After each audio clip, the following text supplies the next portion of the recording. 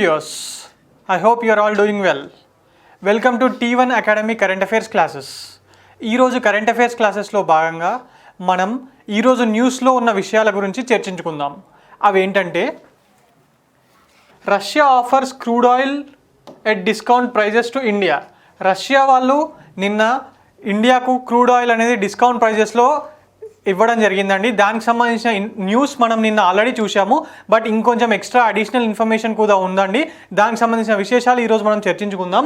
అలాగే most favoured nation status, ఈ most favoured nation status అనేది ఏ దేశానికి ఏ దేశం ఇచ్చింది, ఏ దేశం నుంచి రిటర్న్ తీసేసుకుంది అనే దానికి సంబంధించిన ఇన్ఫర్మేషన్ ఈరోజు న్యూస్లో ఉందండి. దానికి సంబంధించిన విషయం మనం చర్చించుకుందాం. అలాగే న్యూ సీఎం ఆఫ్ పంజాబ్ కొత్త ముఖ్యమంత్రి నిన్న ప్రమాణ స్వీకారం చేయడం జరిగిందండి. ఈ ప్రమాణ స్వీకారం చేసింది ఎవరు, ఎక్కడ చేశారు అనే సంగతి మనం తెలుసుకుందాం. అలాగే world peace centre art park, artificial intelligence and robotic technology park, ఇది ఎక్కడ ఇనాగ్రేట్ చేయబడింది అనే దాని సంగతి, మరియు maternal mortality rate in India ఎంతుంది, ఇండియా ఎంఎంఆర్ రేట్ అనేది తగ్గిందా పెరిగిందా, ఏ స్టేట్ ఇందులో టాప్ చేసింది, దానికి సంబంధించిన విశేషాలు ఈరోజు మనం తెలుసుకుందాం. అలాగే తెలంగాణకు న్యూ చీఫ్ ఎలక్షన్ కమిషనర్ని నిన్న ఎలక్షన్ కమిషన్ ఆఫ్ ఇండియా వాళ్ళు అపాయింట్ చేయడం జరిగిందండి. ఎవరిని అపాయింట్ చేశారు అనే సంగతి, అలాగే కొన్ని ఎంసీక్యూస్, ఈ అన్ని టాపిక్కి సంబంధించిన కొన్ని ఎంసీక్యూస్ గురించి కూడా మనం ఈరోజు డీల్ చేద్దామండి. Coming on to the first topic, that is Russia offers crude oil at discount prices. Indian Oil Corporation buys Russian crude at a discount of $20 to $25 per barrel. Indian Oil Corporation వాళ్ళు నిన్న 3 million barrels of crude ఆయిల్ని Russia నుంచి at a discount of $20 to $25కి కొనడం జరిగిందండి. అది ఏంటో మనం ఇప్పుడు చూద్దాం. Indian Oil Corporation is India's top oil firm అండి, has bought as much as 3 million barrels of crude oil that Russia has offered at a steep discount to prevailing international rates. International rates అనేది $110 per barrel నడుస్తుందండి. దానికి $20 నుంచి $25 వరకు తగ్గించి Russia వాళ్ళు మనకు నిన్న అమ్మడం జరిగిందండి. దాన్ని ఇండియన్ ఆయిల్ కార్పొరేషన్ వాళ్ళు కొన్నారు.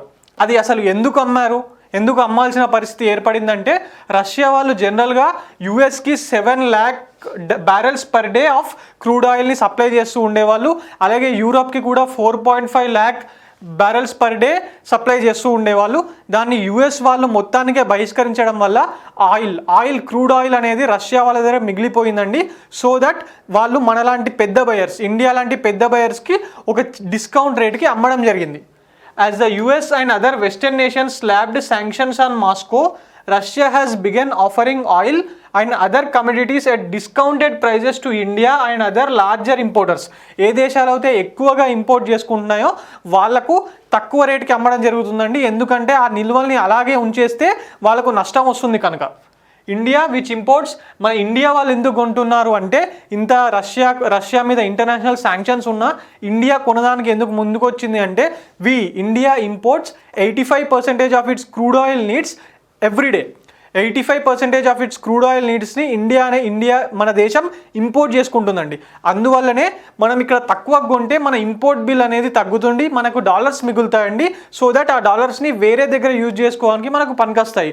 So India is buying this. In a veiled warning, the US government has asked India to consider its place in history books as the Narendra Modi government in New Delhi mulls Russia's offer for discounted crude oil. America వాళ్ళు నిన్న మనకు ఒక చిన్న size warning ఇచ్చారండి.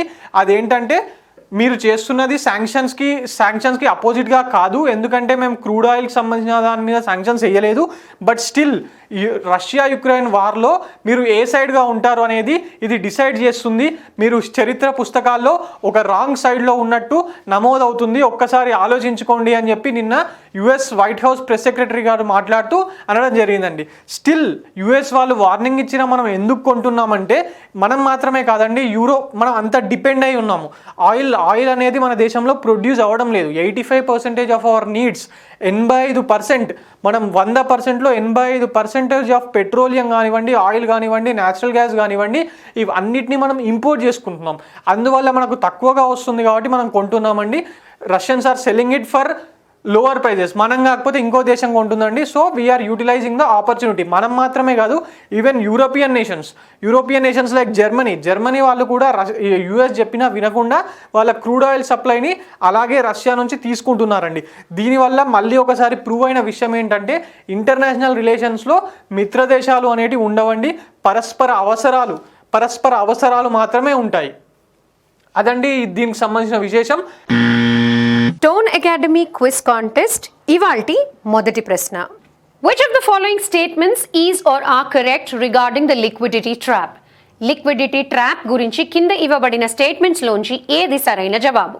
Option A, in the liquidity trap the interest rates are higher and saving rates are low.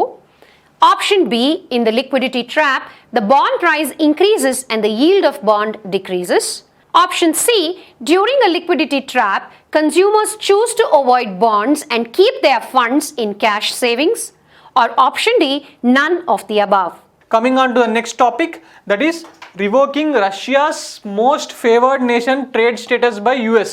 US వాళ్ళు MFN status, most favoured nation స్టేటస్ని revoke చేశారండి రష్యాకి. దాని గురించి మనం ఇప్పుడు తెలుసుకుందాం. President Biden announced that United States along with G7 nations, European Union and NATO will be revoking Russia's MFN status, most favoured nation స్టేటస్ని రివోక్ చేస్తున్నామని చెప్పి నిన్న తెలియజేయడం జరిగిందండి. Revoking MFN status will allow the United States to increase and impose more tariffs on Russia's imports. Russia వాళ్ళు ఏవైతే import చేస్తారో, ఇప్పుడు ఆల్రెడీ యుఎస్ వాళ్ళు రష్యా నుంచి వస్తున్న క్రూడ్ ఆయిల్ని బ్యాన్ చేశారండి. వాళ్ళ పోర్ట్స్లో ఎక్కడ తీసుకోబడవు అని చెప్పేశారు. అవి కాకుండా వేరే ఇంపోర్ట్స్ వస్తాయి కదా, దానికి ఎంఎఫ్ఎన్ స్టేటస్ని రద్దు చేయడం వల్ల ఆ ఇంపోర్ట్స్ మీద సాధ్యమైనంత వరకు ఎక్కువ టారిఫ్ విధించే అవకాశం యుఎస్ వాళ్ళకు లభిస్తుంది. ఓన్లీ నార్త్ కొరియా అండ్ క్యూబాకు కాకుండా ప్రపంచంలో ఉన్న అన్ని దేశాలకు యుఎస్ వాళ్ళు మోస్ట్ ఫేవర్డ్ నేషన్ స్టేటస్ ఇచ్చారండి. ఇప్పుడు రష్యాకు ఇచ్చిన స్టేటస్ని రద్దు చేయడం జరిగింది. The main aim of the step to punish the Russian government for its invasion of యుక్రెయిన్ని రష్యా వాళ్ళు ఇన్వేట్ చేసిన దానికి కారణంగా ఏదో ఒక పనిష్మెంట్ రష్యాకు అమెరికా వాళ్ళు ఇవ్వదలుచుకున్నారు. యాజ్ నాటోలో మెయిన్ హెడ్గా వాళ్ళు మిలిటరీని పంపించలేకపోతున్నారు. సో దిస్ ఎకనామిక్ శాంక్షన్స్ చేస్తున్నారండి. అందులో భాగంగా MFN status, most favoured nation status అనే దాన్ని రష్యాకు రద్దు చేయడం జరిగింది. The United States will also not export luxury goods to Russia. Luxury goods లాంటివి యుఎస్ నుంచి రష్యాకు ఎక్స్పోర్ట్ అయ్యే లగ్జరీ గూడ్స్ లైక్ కార్స్ కానివ్వండి, లేకపోతే జర్మనీ నుంచి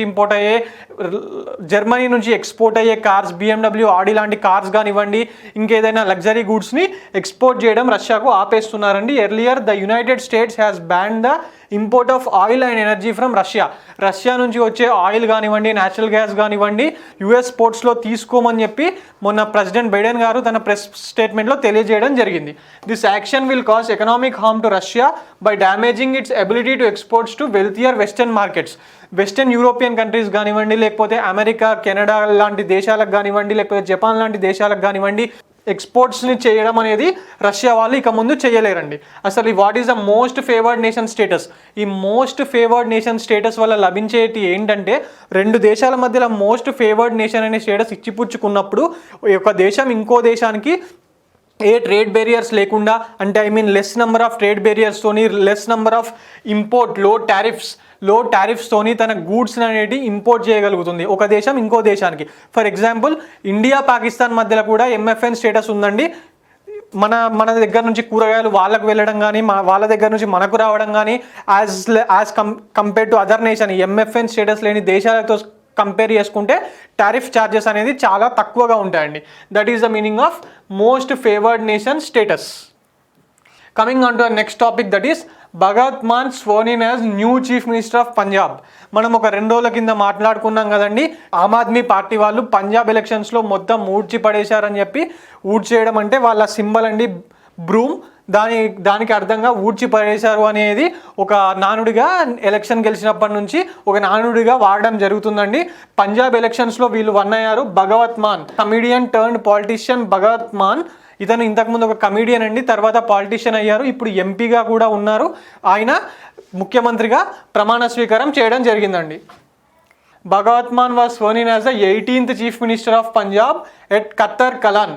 18వ చీఫ్ మినిస్టర్ అండి. పంజాబ్ రాష్ట్రానికి 18వ చీఫ్ మినిస్టర్గా భగవత్ మాన్ గారు ప్రమాణ స్వీకారం చేయడం జరిగింది. ఆయన ప్రమాణ స్వీకారం జనరల్గా అందరూ రాజ్భవన్లో చేస్తారు కదా, కానీ ఈయన మాత్రం ఎట్టి పరిస్థితుల్లో రాజ్భవన్లో చేసేది లేదని భగత్ సింగ్ గారి పుట్టిన ఊరైన పూర్వీకుల ఊరైన ఖత్తర్ కలన్లో ప్రమాణ స్వీకారం చేశారండి. In the presence of governor Banwarilal Purohit and Aam Aadmi Party convener అయిన కేజ్రీవాల్ గారు మరియు ఢిల్లీ డిప్యూటీ సీఎం మనోజ్ సిసోడియా కూడా దీనికి హాజరవడం జరిగింది.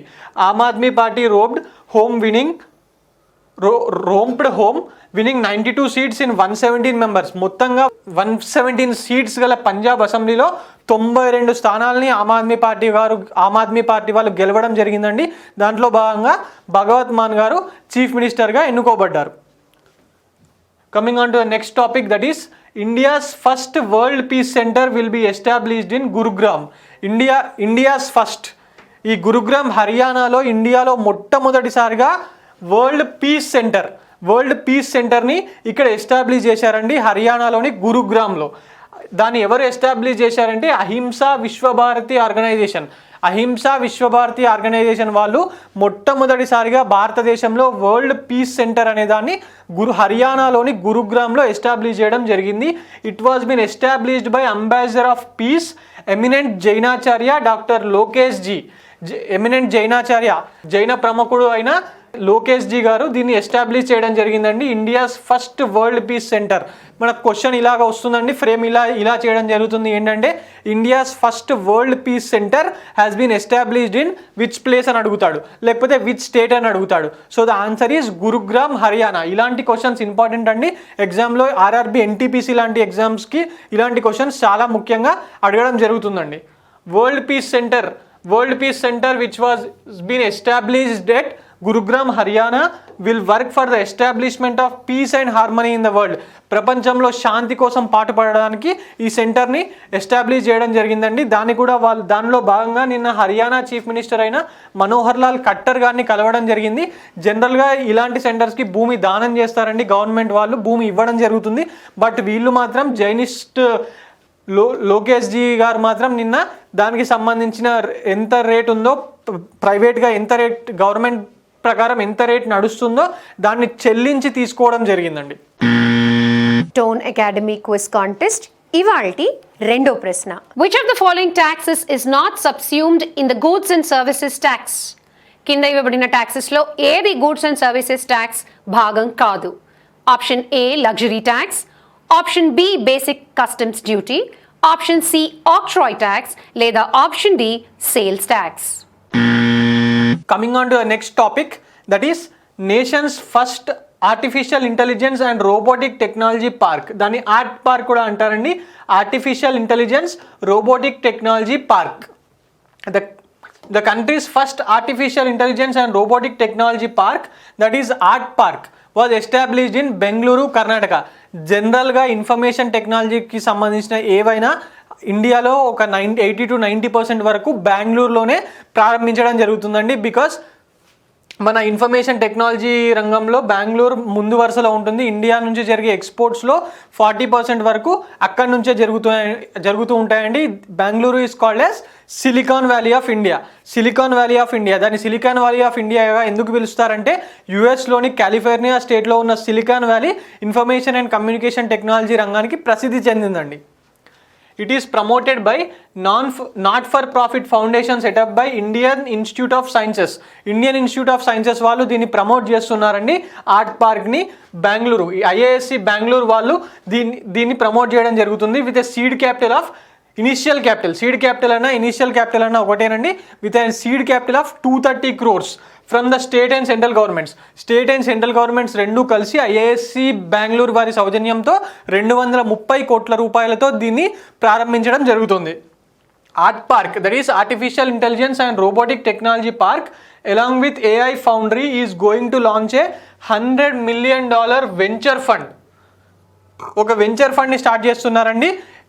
ఏఐ ఫౌండరీతో కలిపి ఆర్ట్ పార్క్ వాళ్ళు ఒక వెంచర్ ఫండ్ని స్టార్ట్ చేస్తున్నారు with $100 million to support artificial intelligence and robotic technology innovations in India.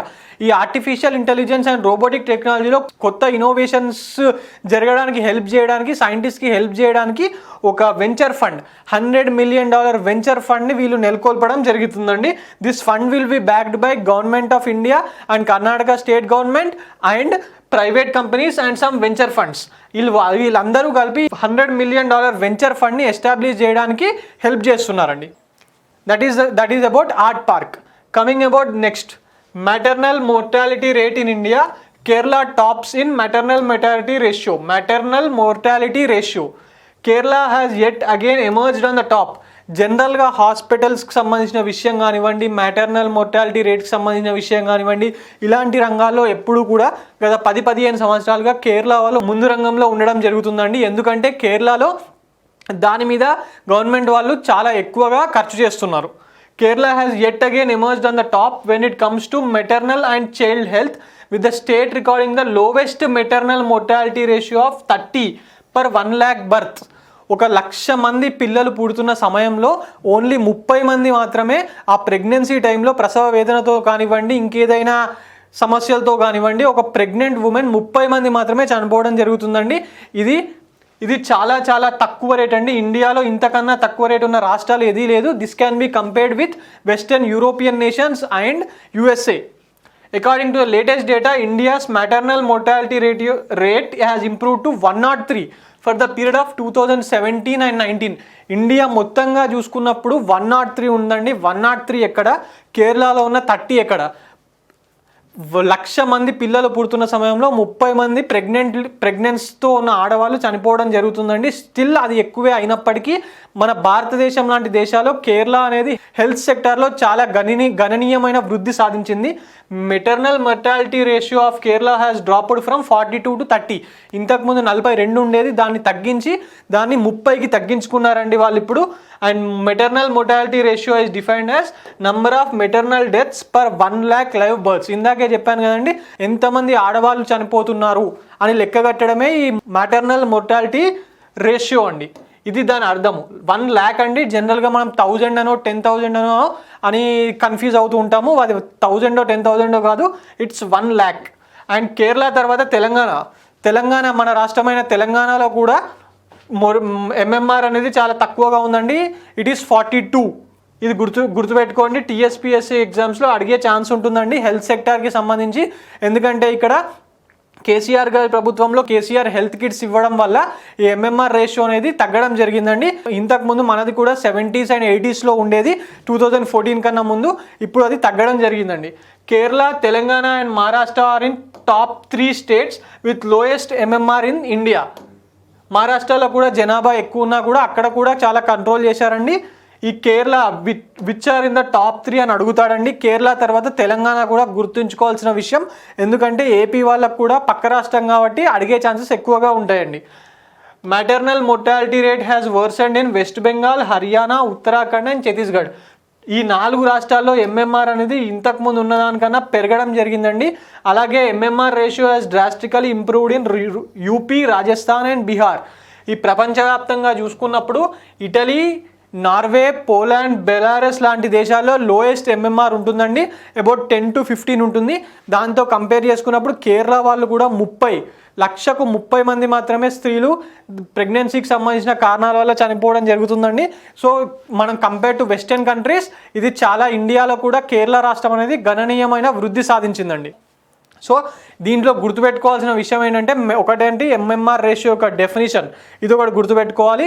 Which is the top state అని అడుగుతాడు. Top 3 states, 1 Kerala, 2 Telangana and 3 Maharashtra.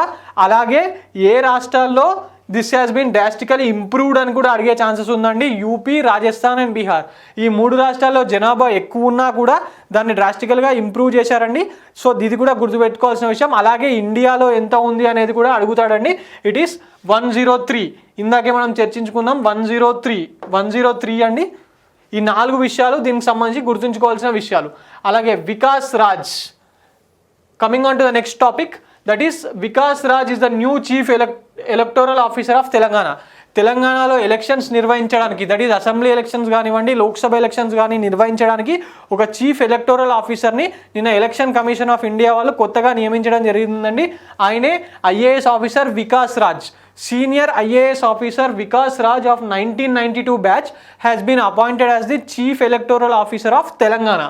Mr. Vikas Raj, presently in the General Administration Department, will be CEO from the date he takes charge of the post until further orders.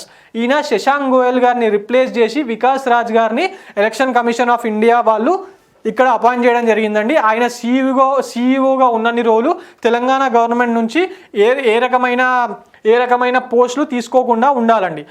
ఈయననే కాదు, ఎవరైనా ఏ రాష్ట్రంలోనైనా chief electoral ఆఫీసర్గా elect అయిన వాళ్ళు ఆ ఒక్క పని మాత్రమే చేయాలండి. గవర్నమెంట్కి సంబంధించి కార్యదర్శులు గాను కలెక్టర్లు గాను ఉండడం జరగకూడదు. Coming on to the next topic, that is MCQs అండి. కొన్ని ఎంసీక్యూస్ గురించి మనం ఇప్పుడు చర్చించుకుందాం. Rashtriya Indian military college RIMC seen in the news recently is located in which Indian state? అసలు ఇది న్యూస్లో ఎందుకు ఉంది అంటే RIMC Rashtriya Indian military college establish చేసి 100 సంవత్సరాలు అయిందండి. This is the oldest military college. 2022 that is 2022 నాటికి ఇది ఎస్టాబ్లిష్ చేసి 100 సంవత్సరాలు పూర్తయింది. అందువల్లనే ఇది న్యూస్లో ఉంది. This is located in which Indian state అని అడుగుతున్నాడండి. Options are A Kerala, B Uttarakhand, C Himachal Pradesh and D Maharashtra. ఈ 4 రాష్ట్రాల్లో అది ఎక్కడ ఉంది అనేది క్వశ్చన్ అండి. ఒక 2 seconds మీరు ఆలోచించండి, మీకు ఈజీగా అర్థమైపోతుంది. అది ఏ రాష్ట్రంలో ఉందంటే ఆ రాష్ట్రంలో నుండే వాళ్ళ జనాభాతో కంపేర్ చేసుకున్నప్పుడు ఎక్కువ మంది మిలిటరీ సర్వీసెస్లో జాయిన్ అవుతూ ఉంటారండి. ఎగ్జాంపుల్ మన బిపిన్ రావత్ గారు కూడా ఆ రాష్ట్రానికి సంబంధించిన వారే. ద ఆన్సర్ ఈజ్ ఉత్తరాఖండ్ అండి. ఉత్తరాఖండ్ క్యాపిటల్ సిటీ అయిన డెహ్రాడూన్లో RIMC అనేది ఉందండి. టోన్ అకాడమీ క్విజ్ కాంటెస్ట్ ఇవాల్టి 3వ ప్రశ్న. Who among the following is considered the father of history అని ఈ కింది వారిలో ఎవరిని గుర్తిస్తారు? Option A sir William Jones, option B Herodotus, option C Megasthenes లేదా option D Kalhana. Coming on to the next topic, that is Khel Mahakumbh is a sports event held in which Indian state? Options are A Gujarat, B Uttar Pradesh, C Rajasthan, D Madhya Pradesh. ఈ ఖేల్ మహాకుంభ్ అనేది ఏ రాష్ట్రంలో జరుగుతుంది అనేది అడుగుతున్నారండి. ఇంతకుముందు మనం ఎల్స్వేల్ ఆంధ్రప్రదేశ్లో ఉన్నప్పుడు ఇక్కడ కూడా CM కప్ అని చెప్పి ఒకటి జరిగేది. అలాంటిదే ఈ ఖేల్ మహాకుంభ్ అనేది ఏ రాష్ట్రంలో జరుగుతుంది అనేది question. It is being held from 2010లో గుజరాత్ చీఫ్ మినిస్టర్గా నరేంద్ర మోడీ గారు ఉన్నప్పుడు దీన్ని స్టార్ట్ చేశారండి. అప్పటి నుంచి ఇది ప్రతి ఇయర్ జరుగుతుంది. This is the 11th edition. Only 2020లో మాత్రం మన కరోనా కారణంగా నిర్వహించడం జరగలేదండి. సో ద ఆన్సర్ ఈస్ గుజరాత్లో జరుగుతుందండి. 26 రకాల స్పోర్ట్స్లో దీన్ని నిర్వహించడం జరుగుతుంది. Coming on to the next question, the museum of the future which was seen in the news recently is in which country? Museum of the future ఏంటి?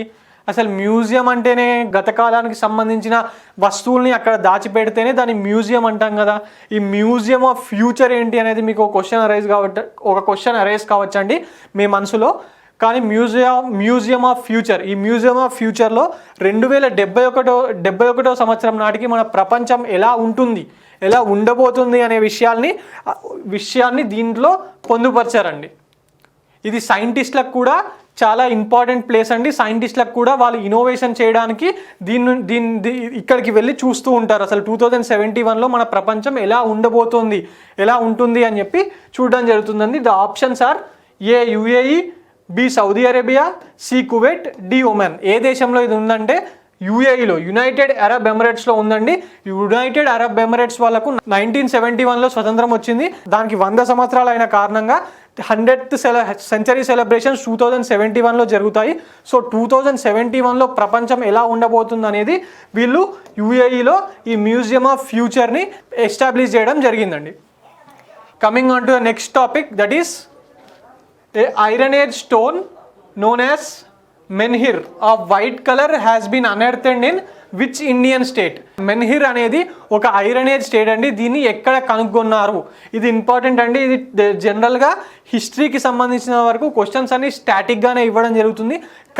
కరెంట్ అఫైర్స్ రిలేటెడ్ క్వశ్చన్స్ చాలా తక్కువగా ఉంటాయి, ఎందుకంటే న్యూస్లో హిస్టరీకి సంబంధించిన విషయాలు పెద్దగా ఉండవు కాబట్టి. But whenever they are very very important అండి. ఇది ఎగ్జామ్ పాయింట్ ఆఫ్ వ్యూలో ఆర్ఆర్బి ఎన్టీపీసీకి కానివ్వండి, లేకపోతే టీఎస్పీఎస్సీకి కానివ్వండి, చాలా important. Options are A Kerala, B Telangana, C Gujarat, D Madhya Pradesh. ఈ 4 ఏది కరెక్ట్ ఆన్సర్ అంటే తెలంగాణలో దీన్ని కనుగొనడం జరిగిందండి 2 రోజుల కిందట. దీన్ని మహబూబ్ నగర్ డిస్టిక్లోని ఒక తాండాలో, దేవులపల్లి అనే ఒక తాండాలో దీన్ని కనుగొనడం జరిగిందండి. Coming on to the next topic, which state has adapted integrated hospital facility management services? ఏ స్టేట్లో ఇంటిగ్రేటెడ్ హాస్పిటల్ ఫెసిలిటీ మేనేజ్మెంట్ సర్వీసెస్ని అడాప్ట్ చేశారు అనేది క్వశ్చన్ అండి. Options are A Kerala, B Telangana, C Rajasthan, D Gujarat. జనరల్గా హెల్త్ సర్వీసెస్ అంటేనే మనం కేరళకి వెళ్ళిపోతూ ఉంటామండి. బట్ ఈ క్వశ్చన్కి సంబంధించినంత వరకు ఆన్సర్ అది కాదండి, కేరళ కాదు. వేరే 3 ఆప్షన్స్లో ఒకటి ఆన్సర్ ఈస్ తెలంగాణ. తెలంగాణలో హెల్త్ వర్కర్స్ని కానివ్వండి, హాస్పిటల్స్లో బెడ్స్ అవైలబిలిటీ చేయడం కానివ్వండి, హెల్త్ నర్సెస్ లేకపోతే health workers and sanitization workers వీళ్ళందరినీ ప్రజల కోసం అందుబాటులో ఉంచడానికి మరియు డాక్టర్ అండ్ పేషెంట్ రేషియోని సరిగ్గా ఒక అవసరాన్ని తగ్గట్టుగా ఉంచడానికి this integrated hospital facility management services అన్నదాన్ని స్టార్ట్ చేయడం జరిగిందండి. వాళ్ళ బడ్జెట్లో ప్రకటించారు. అదండి ఇవాల్టి డైలీ కరెంట్ అఫైర్స్ డిస్కషన్. ఈ వీడియోలో అడిగిన ప్రశ్నలకు సరైన జవాబులు ఈ వీడియోలోని కామెంట్ సెక్షన్లో మీరు మాకు పంపించవచ్చు. Thank you for watching the videos. Don't forget to like, share and comment on our videos, and do subscribe and click on the bell icon for more such content and contests.